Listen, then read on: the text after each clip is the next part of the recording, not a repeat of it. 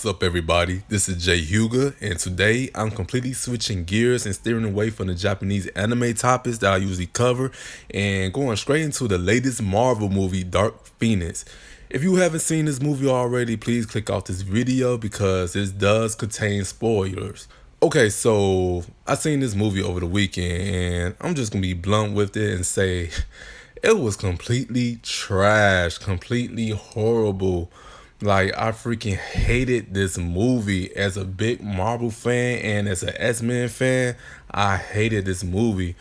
This is the last movie, X-Men movie for the franchise because Disney bought 20th Century Fox and now have the rights to X-Men. It's almost like they didn't put no effort into making this movie. Like, they just say, hey, this is our last movie here. There we go. We just gonna throw it out there and hopefully we make some money out of it. Dark Phoenix is definitely one of those movies that you can wait until it come out on DVD or Netflix or whatever streaming service that you use to watch movies. Critics are already saying that this movie is worse than the 2006 X-Men movie Last Stand. And Dark Phoenix opening night only made five million versus its previous X-Men movies, Apocalypse and Days Future Past, made over 8.1 million on its premiere date. As well, some box office trackers are projecting that it will only make anywhere between 40 through 55 million on its opening weekend. And that's not good. It's not really good.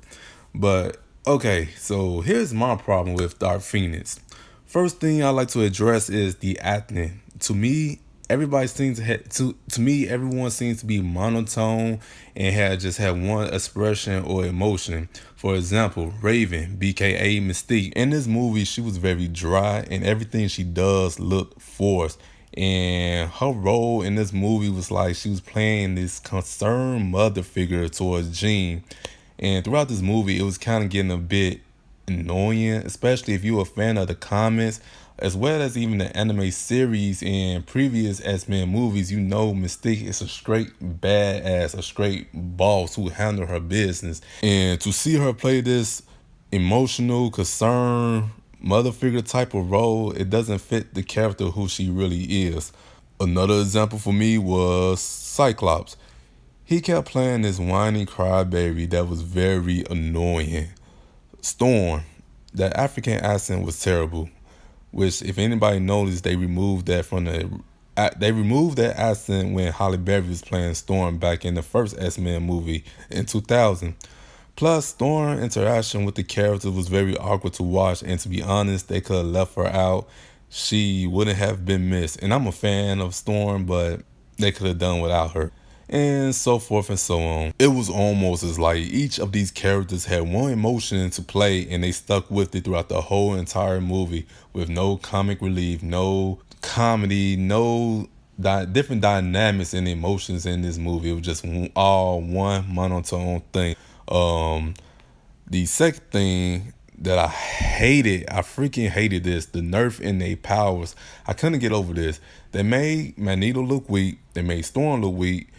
Mystique weak, and she dies in a stupid way, which I understand it was a way to promote the violence and the conflicts between Magneto and Jean, but they could have done it in a better way.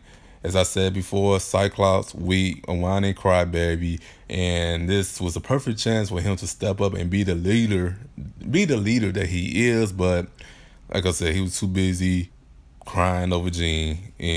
And also the way how this movie was set up, you would think that this is everybody's first time discovering their powers or even their first time using their powers in a real fight.